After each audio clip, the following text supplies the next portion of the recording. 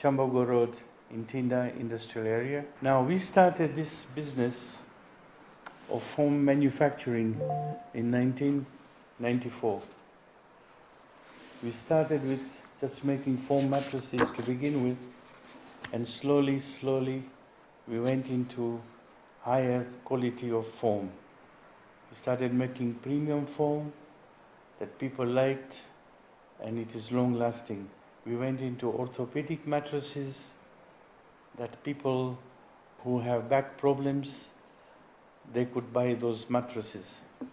Then we also introduced spring mattresses, the high end. Now the whole purpose of doing this foam business is what you believe in the quality. We promised that we will give value for money. Our mattresses which were sold in 1994, would you believe some people who bought them at that time, they still have them after 30 years? It's really true. Most of our mattresses are minimum 6 years. Now, how did we get to this position? Why did we start? In 92 to 93, I studied the foam market in Uganda. Most of our mattresses used to come from Kenya, very substandard mattresses. Then we had a discussion between our family that why don't we go into manufacturing of foam mattresses. And then that is how the idea came. And then we went to Taiwan, and we went to Japan, we went to Korea, all different places, and we got one of the best machines to do the foam manufacturing here in Uganda. Since we started, we have been quite successful. People know our product. In fact, now Sudan is also buying from us, and we are one of the biggest exporters of mattresses to Sudan, South Sudan. Before we used to have in Congo, but because of instability of the area, so we have kind of stopped sending mattresses over there, but they still go. So going into manufacturing, we obviously we grew. We started with only about 60 people. Now we almost have 400 people in our industry. The other thing we have done is we went into steel production. Now when I say steel production, it is this mabati, iron sheets, which comes in rolls. We convert them into roofing sheets. So this one is still going on. And we also import our own cars, which we import good quality cars, and we also rent out our space, and we have made it into one of the biggest bonds in East Africa, Jambo. Jambo bonds situated at Kampala Road and Chambogo Road is the biggest bond in Africa. Third thing we did was to do a shopping mall in Entebbe. Entebbe was a sleeping town until we came up with an idea of building a mall, and our mall name is Victoria Mall. People go to Entebbe now. We have almost 7,000 to 9,000 people visiting the mall every day. As I understand, this program is meant for our students who are coming up and who want to know how to get into business. So we will be there. We are there as adults, as people who have gone through life to be able to advise and to give correct information on how you proceed. It's not easy to get the first loan or something like that, but everything is possible. So those of you who are thinking, those of you students who are thinking of going into manufacturing or any other kind of business, you can get advice from us, for training, and we are also offering some people here in Chambogo University. We have offered them that we can take children to teach them on some kind of training. Now, since we started this business of foam in 1994, we have started doing other things as well besides foam. So, good thing is that now in 2024, we are going to celebrate our 30 years to be in this business. During this time, we have introduced so many other companies as well, namely Atlas Industries.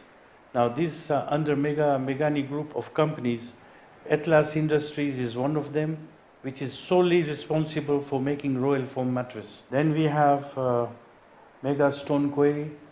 Okay, we are supplying stones for construction work, and we also do pavers, blocks, and so many different types of this building materials. Other thing what we do is Jumbo Automart. I have to discuss that. Victoria Mall. Now Victoria Mall also has a hotel. It is a 51-bedroom hotel. It's a 5-star hotel. So, and it has conference rooms available. 51 rooms, very good rooms. So these companies were started under Meghani family business.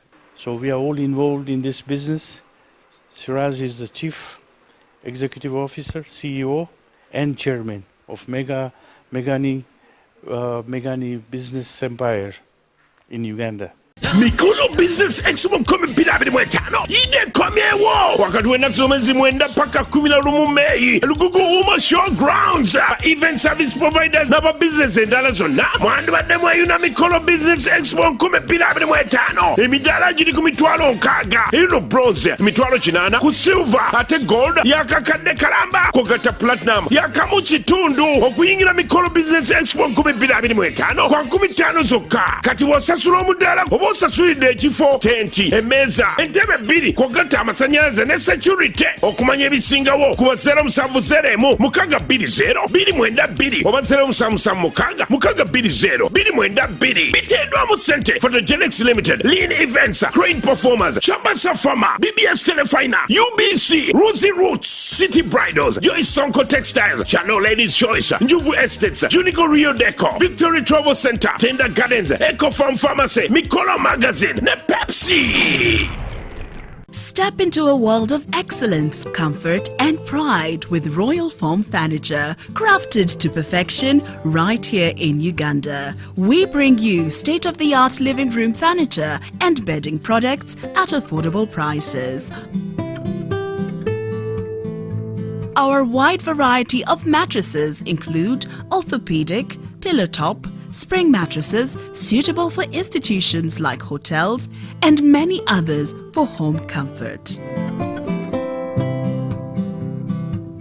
With every piece telling a story of royal excellence, our products are built with the highest quality materials made to last.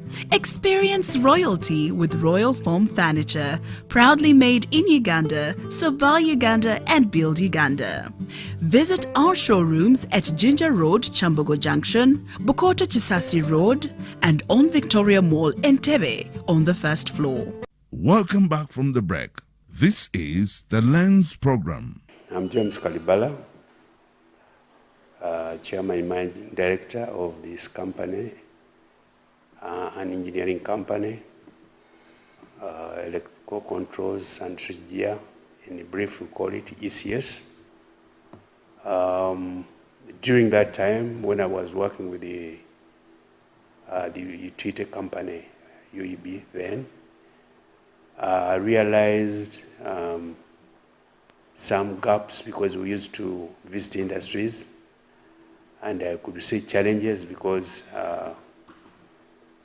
the proprietors or the owners would ask us some few things, and realized there was a gap of some area, mostly in electrical engineering area, where I felt I could offer service. Later, I resigned and started employing myself, self-employed. And so I started as a service provider in manufacturing industries. Later, after doing a lot of services, I realized the parts and equipment so I needed were not easily available. I realized I didn't need to import all the parts. Some few things I could do them locally. That took me to start a workshop where I could fabricate, assemble, and produce products or systems as the market demanded. But in the last 8 years, to complete the whole package, we started manufacturing transformers. This journey had a lot of challenges.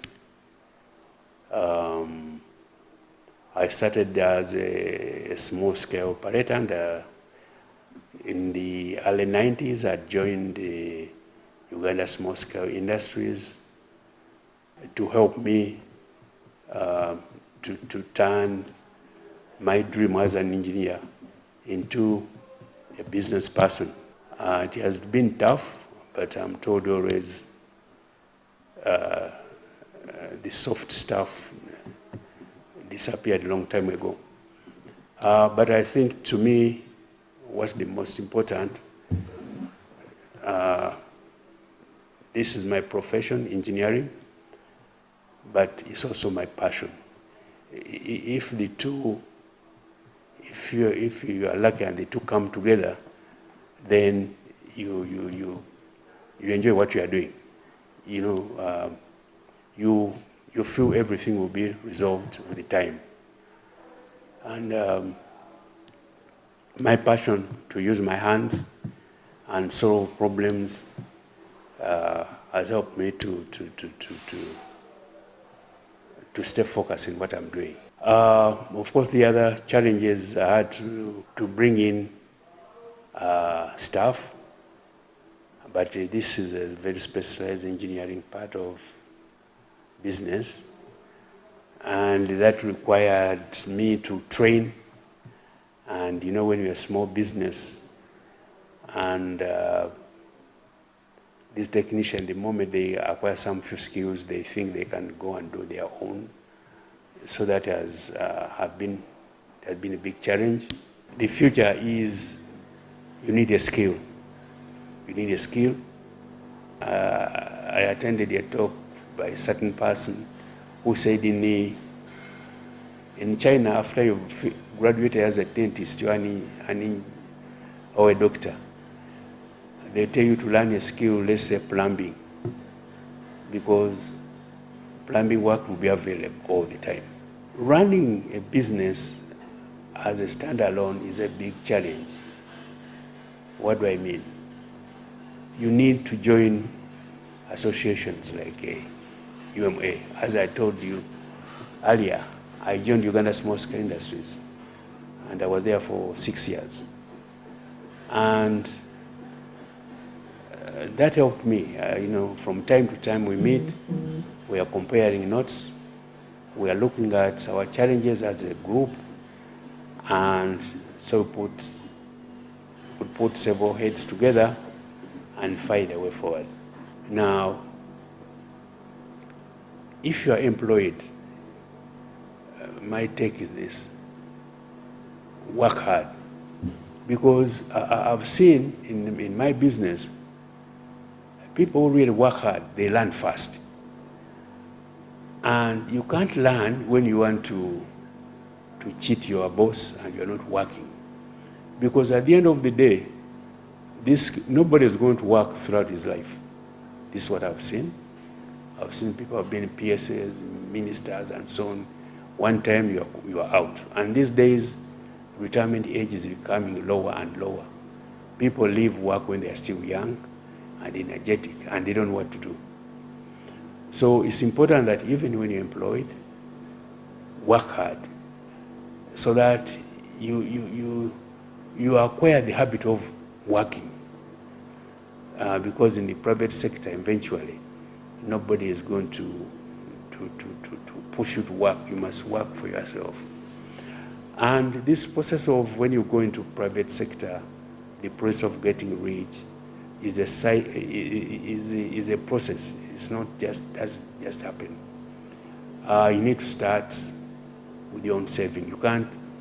It's wrong to borrow when you are starting a business. If you borrow, apart from some few lucky ones, chances are you'll not be able to pay back, because the learning curve is very, very tricky, and there's a lot of unknown. When you start a business, even if you use a consultant, there is always a column of assumptions. Many times those assumptions may be wrong, or may be the other way around. So you can never be sure. But when you are using your own savings, maybe there is no bank. Yes, things might get tough, but then nobody's on your. Before you go into a business, associate yourself with somebody in that business. Where possible, you can offer to work for free. Just offer to work, because you need to learn something. And even if you have learned, you've read books, engineering books, the truth is, on the ground, what is in the books is different from what is on the ground. It's also important that life is a fight. You need to be tough, knowing there's something you start today, some other 10 people will join you, they will join, and you fight for this similar market. But the word here is don't give up. So that struggle must continue.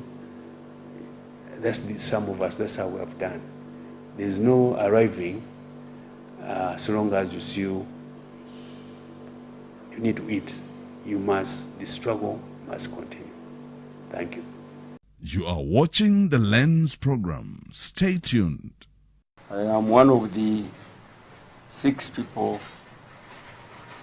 who started the Uganda Manufacturers Association ground, really paying for the place. We were led by Mr. Dr. late James Muranda and Abid Alamu's dad also passed away, and a few others. We were not many. That was almost a swamp. We had to hire some equipment to clean it. The government used to pay a lot of money from the media to host those trade fairs. Until our team, we went to our president and we said we want to host the trade fair, but we want ours to be international. The main thing we have to look at is not what family do you come from. It is, do you have chance to work? Do you have chance to talk to people around you, or people who has something that you can learn from them?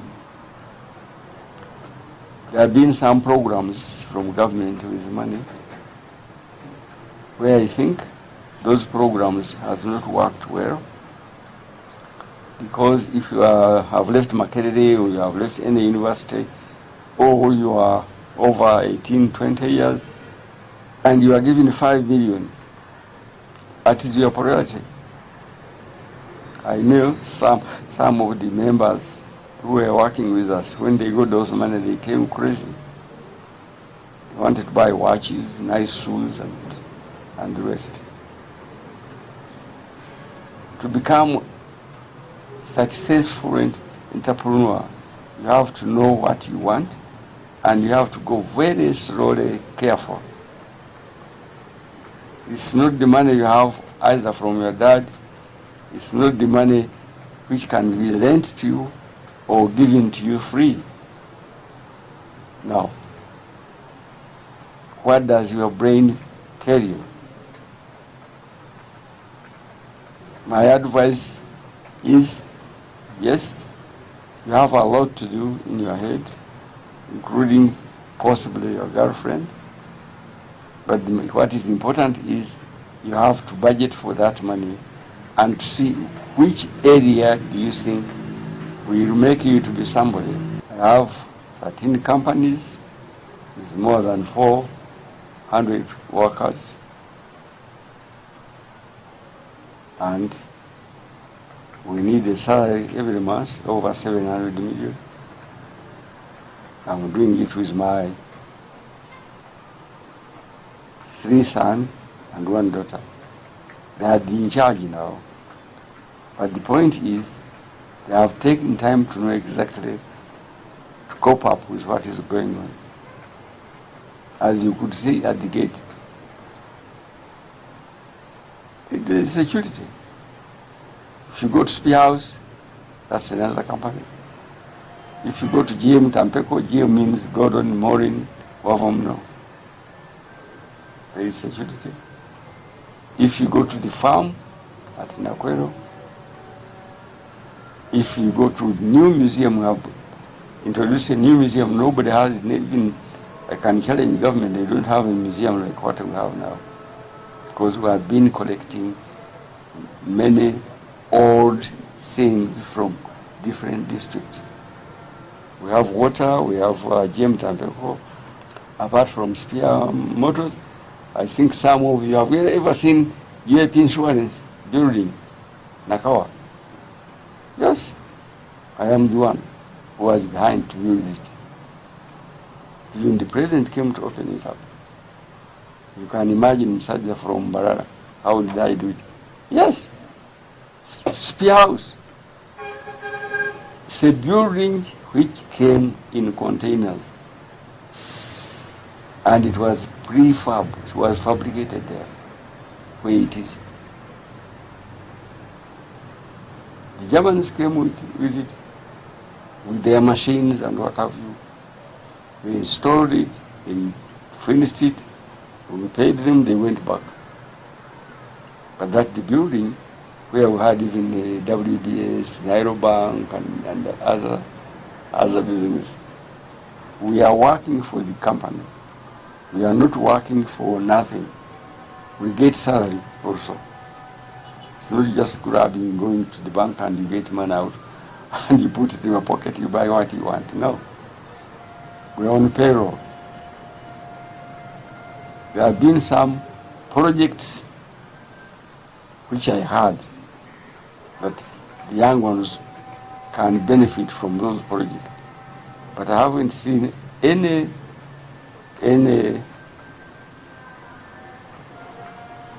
gathering those guys who have benefited from those projects. Still, everybody is still mourning for money, crying for money, and spending even what he doesn't have.